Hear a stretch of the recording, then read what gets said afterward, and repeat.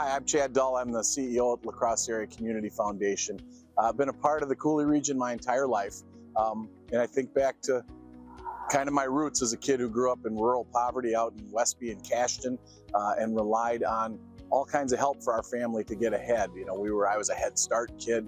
We were the family that understood where government commodities come from, or as some of us like to say, we had the government cheese.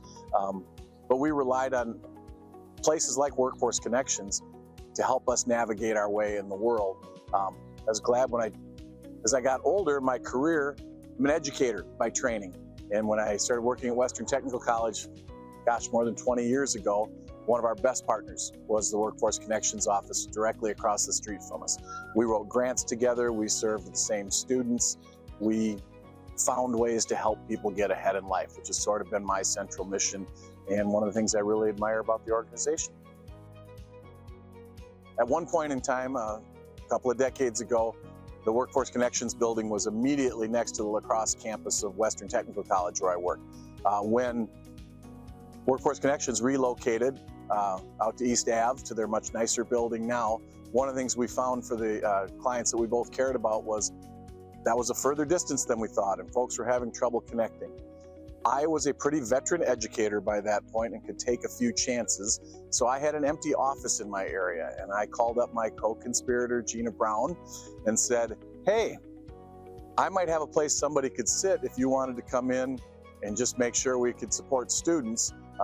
Gina, always willing to say yes to a good idea, even if maybe we didn't have absolute full permission, jumped right in, and we started from there. And that was we'd always had partnerships, but that specific partnership, we discovered all kinds of things.